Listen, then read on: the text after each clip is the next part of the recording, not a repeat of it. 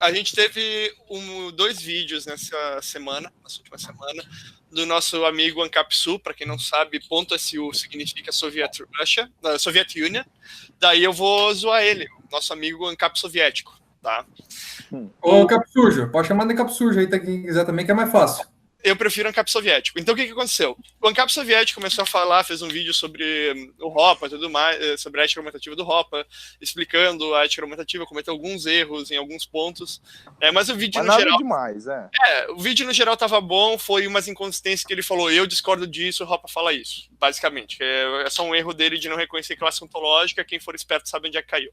Depois disso, ele faz uma crítica de aonde está o erro, no caso da ética argumentativa. No caso que ele tá falando de erro, não é que ele está falando que a ética argumentativa está errada em si. O que ele está falando é que é desconsiderado o fator de erro, que os seres humanos erram, às vezes, né? Então esse ponto aí ele colocou como um ponto a ser considerado. Ele foi fazendo o vídeo tem uns mais de 15 minutos, e ele fez diversos pontos, que eu queria só deixar alguns dos pontos aqui claros, que eu anotei os pontos dele, eu transcrevi, né, para poder passar. O primeiro, ele começa a falar do Stoppel, que ele fala o seguinte, que o Stoppel, em uma tradução, digamos assim, seria a doutrina dos próprios atos. E que isso se resume a alguém não pode negar algo que contraria a sua própria ação. Ele diz ainda que é equivalente à contradição performática. Se o Bot quiser adicionar alguma coisa sobre isso. É que, assim, bater nesse ponto é o seguinte, ele tentou refutar uma conclusão a priori sobre o Stoppel com as hipotetizações do indivíduo, que elas são subjetivas e contingentes. Então, para a ação, você vai ter duas coisas, a causalidade e a teleologia. Para um certo fim, você vai alcançar uma coisa, teleologia de causa final, né? Tal coisa causa tal coisa. E você vai ter certas hipotetizações, que são os imperativos hipotéticos, que estão certos na medida em que você queira alcançar um fim. E ele considera esse fim... Claro, na ação você vai ter certos erros, só que ele trata esses erros, ele esquece de tratar que esses erros são contingentes para a ação. Sim. Então, o ponto principal aí é que humanos agem. Pelo que deu a entender, ele quis colocar como humanos erram. Só que se humanos erram... é contingente à ação, entendeu? Sim, se humanos erram, então, e é para ser feito a priori, então humanos erram sempre. Se exatamente. Sempre, você teria que... tá errado. Então, exatamente. Humanos não erram sempre. Então, você teria que colocar humanos erram categoricamente para ele colocar como isso. E você não consegue, porque para errar precisa agir, e agir que seria a parte axiomática, sintética a priori. Não, isso daí é tipo, a frase correta seria humanos podem errar. É possível que humanos errem. A possibilidade de erro. Então ele comete um erro. Essa que é a parte irônica do vídeo dele, né, Maiduda? Ele pega e começa a falar sobre cadê o erro, onde é que tá o erro, e ele comete uma série de erros. Só para avisar o Clãzinho, ó, eu só tenho o ponto que ele falou anotado, e eu só tenho aí uma leitura em cima. Ele diz o seguinte: é algo equivalente à contradição performática. Não, não é, porque a contradição performática ela é para uma questão transcendental para performance. Tu não pode dizer, por exemplo, eu não existo, porque para eu falar isso eu tenho que existir. Tu não pode falar, por exemplo, eu não ajo, porque para dizer isso eu tenho que agir. Então é uma questão transcendental à própria pragmática.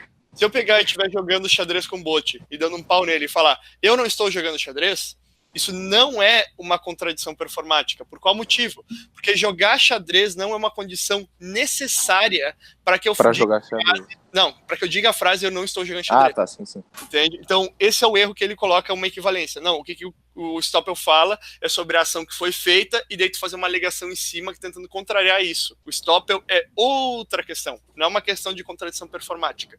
Tá? Então, é algo equivalente que ele cai num erro de rigor. Ele pode estar explicando isso aqui errado. E como ele não explicou o que é a diferença entre o Stoppel e a contradição performática, eu já estou explicando aqui para mostrar esse erro de rigor dele. Ao 1,40, ele diz que o uso do Stoppel justifica o PNA de forma similar. Se quiser fazer algum comentário vocês, eu vou deixar o meu por último. Eu sou só o leitor por enquanto. E eu já estou preparado aqui para fazer outra doideira. Cara, meu único comentário é que, tipo, ele não parece saber a diferença entre a priori e a posteriori, porque ele fica o tempo todo fazendo um baile entre esses dois. Tanto que quando ele apresenta os pontos dele, quem for ver o vídeo lá, especialmente o segundo vídeo, vai ver que tudo que ele faz é a falácia do gol que se mexe. Ele fica sempre pegando alguma situação específica e fazendo análise em cima disso. Ele fica o tempo todo fazendo as análises em cima das situações e não dos princípios do que leva a cherry picking, ele fala que o importante é esse ponto e depois ele faz um slippery slope, que é fala escorregadio. Como tu tem isso aqui, então isso aqui é uma questão, pode acontecer outra coisa, então essa coisa tem que ser vista. Então ele pega agora essa coisa, move o ponto e daí ele começa a analisar essa, faz outro escorrego, pega isso aqui e vai sempre movendo.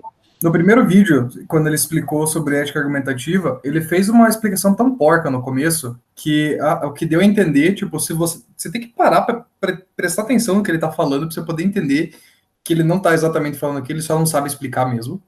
Que ele tá falando que quando você dá um argumento e outra pessoa argumenta contigo, essa pessoa está concordando com o seu argumento. Não, tipo, isso é o que dá a entender pra galera que assiste a primeira vez. É um negócio tão mal explicado que fica nisso. Eu às vezes até ignoro esses pontos se eu não presto atenção mesmo. É bem no começo do primeiro vídeo, tipo, vai, bode. Eu não tinha escutado isso aí também, Eugênio. É bem no primeiro vídeo, bem no começo lá. Eu passo reto a maioria das coisas, mas aí. Essa parte não precisa atenção também. Mas é só para falar, tanto que é sobre a ação, que na própria definição dele ele deu, que é a doutrina... Como que é? A doutrina deixa eu ler dos aqui. Atos. Doutrina dos próprios atos. E daí, dos próprios atos, não pode pegar algo que contraria uma ação prévia. Que, tipo, tu não pode, Isso. se eu te der um soco, eu não posso dizer, e eu te agredi, eu não posso dizer que eu não mereço um soco de volta. Porque se eu disse isso, eu caio em contradição com a minha ação. Então, é a doutrina dos próprios atos, não a doutrina das próprias intencionalidades. Exatamente. Isso daí a gente calma, vamos pegar e colocar aos poucos. Vamos ser gradualista por enquanto, tá? Vamos colocar aos poucos por enquanto. Daí ele diz o seguinte, ó. O Kinsella, ele coloca aqui que ele explica pela justificativa do que é o PNA em forma similar. A gente já fez uma live sobre o PNA e o porquê que não é princípio. Já fizemos um debate com dois caras que estavam defendendo que era assim um princípio e no final basicamente derrubamos qualquer ponto que dizia e, cara, foi lindo. A gente pegou um livro e saiu dando com o livro, sabe? Quase nisso. Mas, então, ele disse, que explica... a gente usou as referências. Sim.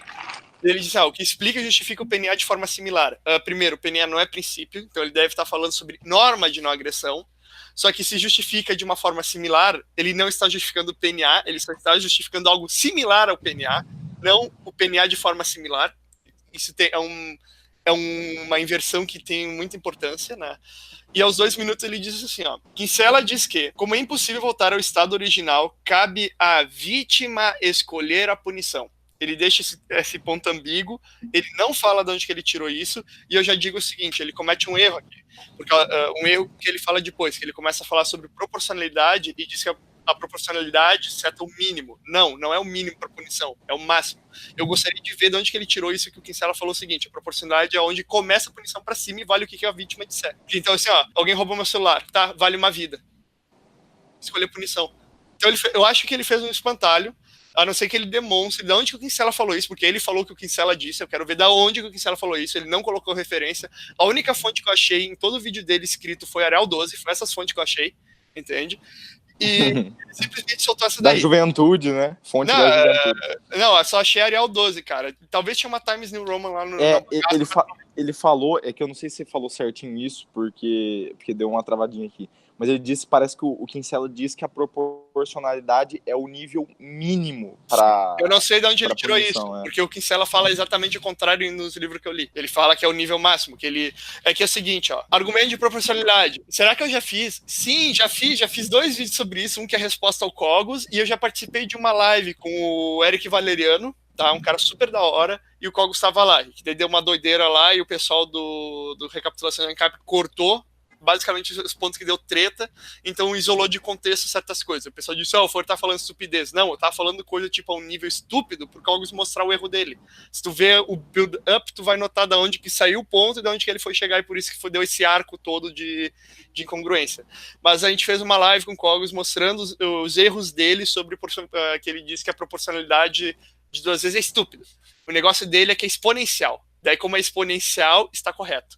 Só que daí, tipo, o que é o dano, ele ainda tem que entregar o ponto para mim.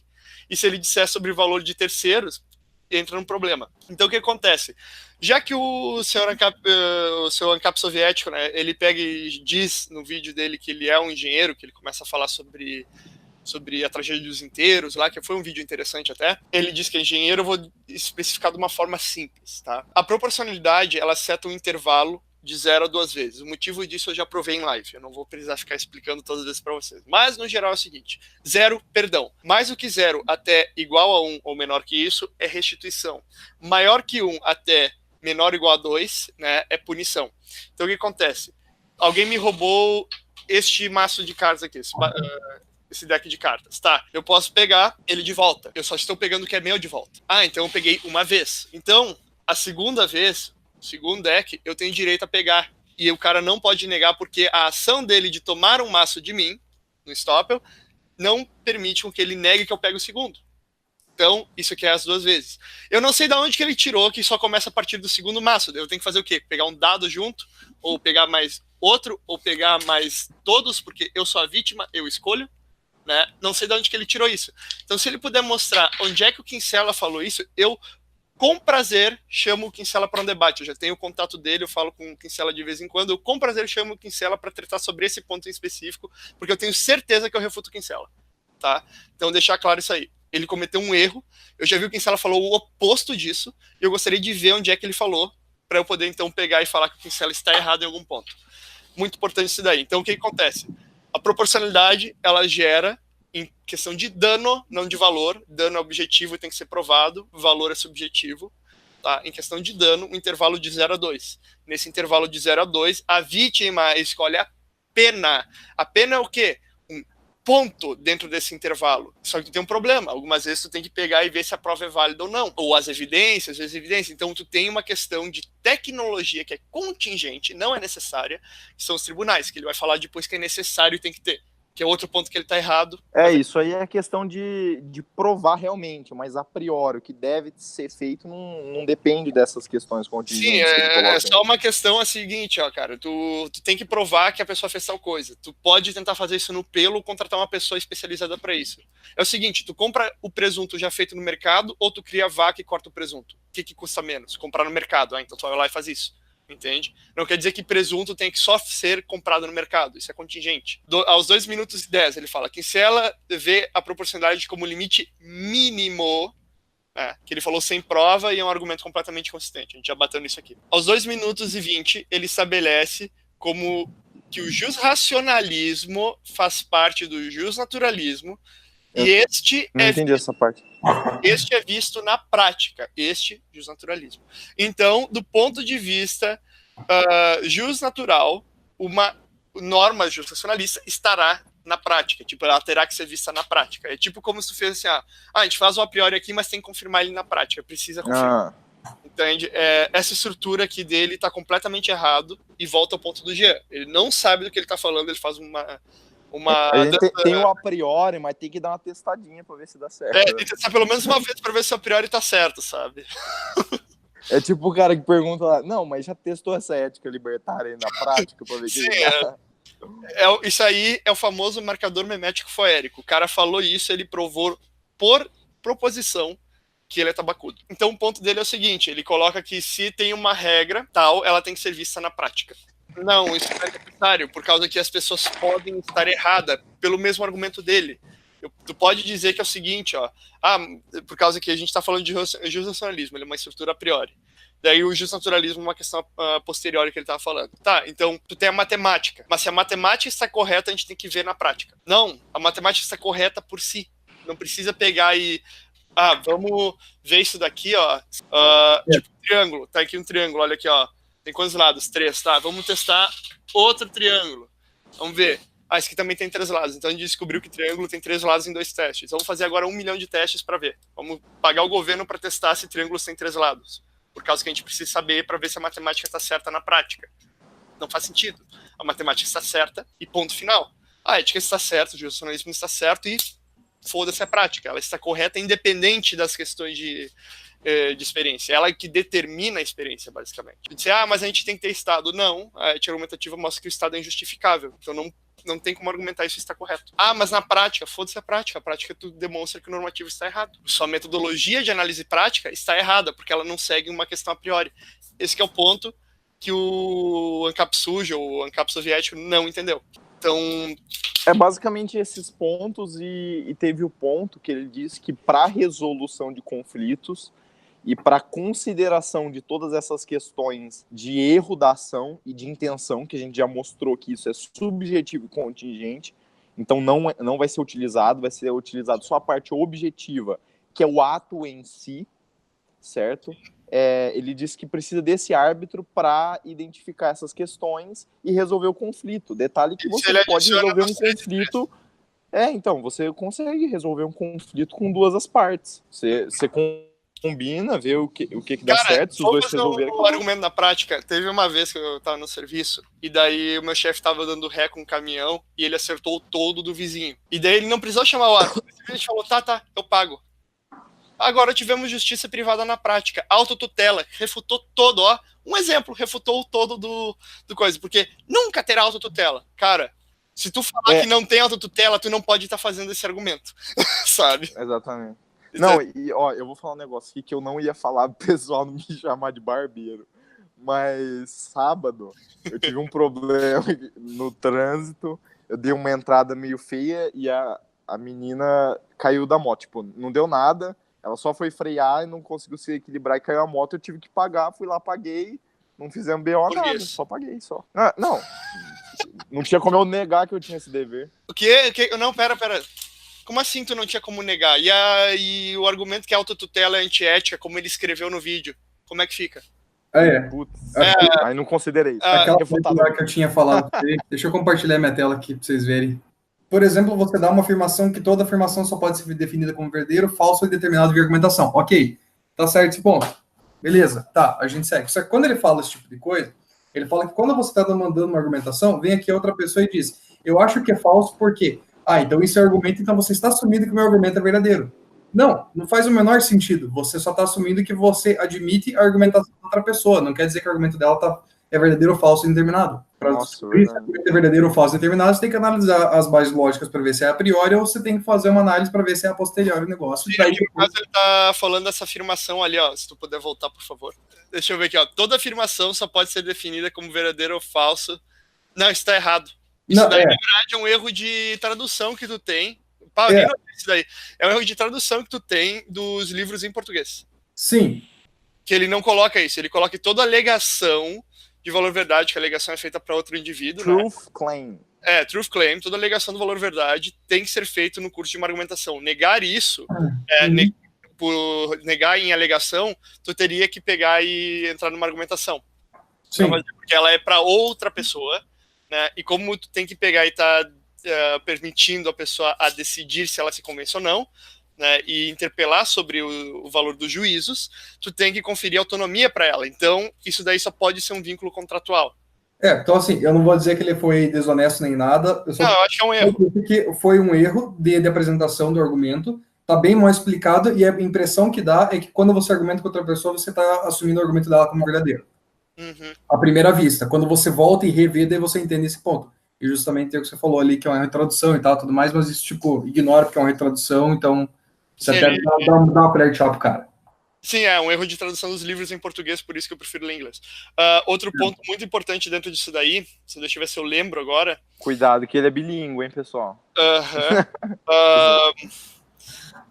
Outra coisa importante, jabá que eu aprendi com o Radal. Eu tenho 2 vídeos explicando sobre ética argumentativa. Um curto que eu fiz lendo o artigo do Schaeffer, basicamente, eu reestruturei ele para ficar mais apresentável em um vídeo, né, quando era o artigo do Schaeffer 3.0, e outro que é basicamente refutando a Alexandre Porto. Então eu tenho 2 vídeos aí, se vocês quiserem procurar no canal, provavelmente o pessoal do clã já conhece e já viu. O terceiro eu tô junto, refutando. Tem a terceira refutação, mas acho que essa daí a gente não refutou, não demonstrou o argumento, a gente só falou sobre a ética. Tipo, a gente não discorreu o argumento todo, sabe? Qual que fez? Eu não lembro agora qual que é. Vejam todos os vídeos, deem mais view e deem mais dinheiro. Mentira, eu não monetizo porra nenhuma no canal. Não, mas essa última que a gente fez, eu lembro que eu falei sobre as partes transcendentais da ética e depois a gente falou sobre as críticas. Então acho que é bom pro clãzinho entender. Sim, vale também. a pena ver, cara, a gente faz zoeira nas lives, mas vale a pena ver os vídeos editados, que eles são mais condensados. Agora, coloquem aí o cinto de segurança. O clã, por favor, se segure na cadeira, porque a gente tem o ponto mais foda que existe. Aos 2 minutos e 50, tá? Muito prevalente a tese que a lei de Talião, que ele faz uma comparação da distópia com a lei de Talião, muito prevalente a tese que a lei de Talião apresenta problemas na prática. Motivo pelo qual é inevitavelmente abandonada em sistemas jurídicos de todos os tipos. Ele fala exatamente isso, eu anotei e ainda sublinhei para colocar ênfase, tá? O cara até caiu na peixeira de Marlboro aí. Em todos os sistemas jurídicos. Então ela é inevitavelmente abandonada em todos os sistemas jurídicos. Ela é abandonada nos sistemas jurídicos que não tinham ela a princípio. Como ela é abandonada? Não tem. Ela não estava lá para ser abandonada. Olha só, começa com o erro de todos. Né? Então vamos pegar... Peixeira de Marlboro, para quem não sabe, é quando você deriva uma pluralidade, como que é? Uma totalidade de uma pluralidade. De uma pluralidade. E a transcendental é quando tu deriva uma totalidade de uma unidade. De uma unidade, um todo de um só e um todo de alguns. Isso aí são... A construção sobre pluralidade e totalidade é o que fiz, mas basicamente esse daí é o argumento inicial. Tá, ele vai dizer assim, em todas as vezes que foi feito, né, todas as vezes que foi feito indução, foi abandonado. Só que ele coloca inevitavelmente, uma condição necessária. É sempre abandonado, sabe? Esse argumento todo já mostra todos os erros que o próprio Jean já apontou. Uma tese com problemas na prática, sendo que o argumento é a priori, então foda-se prática e foda-se tese, o motivo pelo qual é inevitavelmente abandonada em sistemas jurídicos de todos os tipos. Todos os tipos, tá? Então, vocês podem ver, aos 2 minutos e 50 ele já cometeu erros crassos, falando sobre erros, e daí ele já cometeu um erro maior ainda, que foi esse daqui de pegar e ficar puxando a priori para a prática, daí usar o ponto da prática, elevar ele a um status de razão pura, né, vamos colocar assim, daí utilizar do a priori que ele tira daqui e jogar para um caso, daí ele pega o caso, eleva de novo, daí vai tentando mostrar os erros. O único erro que estão cometendo é ele. 3. Se a lei de Talião não é vista na prática... Calma. Tá. Se a lei de Talião não é vista na prática, deve haver uma ética subjacente a priori que justifique isso. Tá. Apelo à ignorância, Maidudo. Nós tivemos um dos maiores feitos ao vivo. Na verdade, ao vivo não, vídeo gravado dele. Ele coloca que, como a gente não vê algo acontecendo na prática, né, então deve ter uma ética que, tipo, como a pessoa não segue uma lei, uma regra, então deve ter uma outra ética, a priori, justificável, né, que explique isso. Então, outra normativa a priori justificável. Tá, olha só. Como pessoas violam propriedade na prática, então não respeitam a lei de propriedade, deve ter uma outra norma, uma lei, a priori uma ética, que justifique violar a propriedade. Não, pera, não dá, porque o Hoppe simplesmente demonstrou que isso é impossível argumentar. Olha só, resolvemos o problema. Olha aqui. Então, cara, essa eu fiquei em choque agora, hein? Sim, cara, eu depois dessa daqui eu comecei a ficar puto e comecei até a escrever mais rápido para acabar logo. Daí, aos 3 minutos e 30, ele começa a só elaborar os outros pontos que ele fala em cima, que é tipo a impossibilidade de autotutela. Ele escreve autotutela fere a ética. A necessidade de um árbitro para manter um ordenamento social. E ele mostra a impossibilidade de qualquer pena, né? Ele diz que vai mostrar a impossibilidade de qualquer pena que não seja a de indenização. Então, eu basicamente, depois disso daqui, eu já tinha visto o vídeo, eu fui ver a segunda vez para poder transcrever os pontos, eu me cansei, eu não quis mais, porque eu comecei a ficar mais irritado. Daí eu falei, eu vou fazer esse vídeo ou xingando o cara ou zoando, eu prefiro fazer zoando.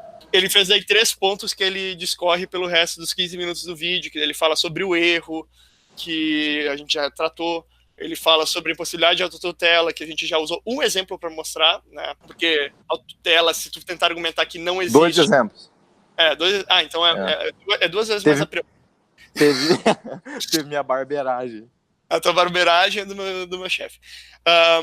Daí a possibilidade de autotutela, ele cai em contradição de dizer que é impossível, né? E dizer que ela é antiética. A autotutela é antiética. Se eu reconhecer um erro, você está sendo antiético. Né? Isso daí vai perguntar, será que ele sabe o que é ética? Sabe?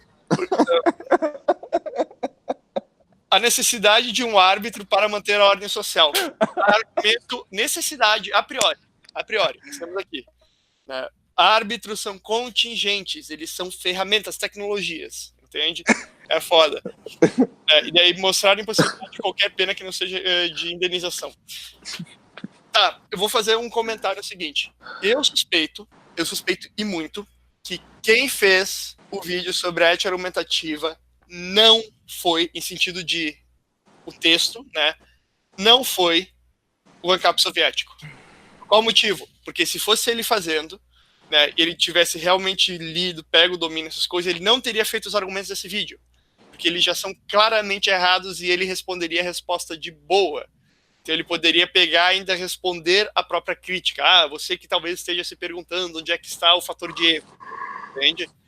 Ele falou de erro num vídeo, ele fala, sabe? Ele tentou construir em cima numa sequência e cagou. Então onde é que está o erro? Onde é que está o erro? Se ele tivesse feito o que eu duvido, eu estou colocando quase minhas fichas em cima disso, ele não cometeria esse vídeo cheio de erros, que ironicamente, erro sobre erro. É a doideira toda qual que acontece. Ele simplesmente faz esse vídeo cheio das lambanças, que ele não entende o que é ética, tá? E ele chega nas conclusões mais absurdas possíveis. Porque daí ele começa a dizer que o que importa pro Kinsella é a intenção. Não! Ele mesmo disse no início do vídeo, a doutrina das dos atos. É isso, dos atos, ou das intenções, das ações. Sim, mas não tem nada a ver com intenção. Sim, não, nada a ver também não, né, mas não é que o fator determinante é a intenção. A intenção tem. Não, sim, tô falando no caso da tradução aí, sobre o fator principal, o ponto principal que nós tá batendo. Sim, é só rigor, Maduda, é muito importante. Nessa treta toda, cara, eu só vi erro atrás de erro, toda essa crítica dele, que ele vai dizer, foi uma dúvida porque eu coloquei um ponto de interrogação, mas foi uma dúvida, digamos assim, inconsequente, né, eu posso colocar essa palavra, por causa que se ele simplesmente pegasse, em vez de ficar defendendo o aborto, falando de PNA e dizendo que ele não viu quando o Ropa falou que o PNA estava errado e por isso que ele continua defendendo, né, lá no Twitter, e ele estivesse perguntando sobre questões mais importantes, a gente não estaria fazendo esse vídeo. Não seria necessário fazer esse vídeo. Então, se dá por isso também. Algo bem importante, digamos, ser colocado. Mas, se vocês quiserem comentar sobre esses outros pontos, porque o vídeo, no geral, eu não vejo muito o que fazer depois disso. Por causa que os pontos dele, vídeo de 18 minutos, já foram todos derrubados, porque o resto é conclusão em cima de ponto falho. Se a premissa está errada, a conclusão é falha. Eu acho que ele deixou bem esclarecida essa parte aí da intenção, a parte do ato em si, que é o que é o ponto principal, né? Acho que tá devidamente refutado. Sim. Esteja refutado. Se ele quisesse... Sim, como foi disse, muito provavelmente não é um erro dele de argumentação, ele deve ter mandado alguém fazer, tipo, leia e faça os argumentos, só gravo aí, sei lá. Não, eu acho que o vídeo dele sobre o erro da ética argumentativa, o erro na ética argumentativa, é sim um erro dele. Tá. O que eu suspeito é que o vídeo sobre ética argumentativa não seja ele que fez o roteiro. Tá. Por causa que se ele leu e procurou e foi atrás e viu fonte, pesquisou, fez tudo, ele não teria chegado nesse erro crasso, sabe? Uhum. É tipo, eu vou ler aqui e depois eu faço a minha crítica em cima, mas resume aí que eu refuto, sabe? Esse que foi o ponto, basicamente, que eu vejo. Ele deu um resumo que eu refuto e voltou atrás, sabe? Voltou pra comer ele.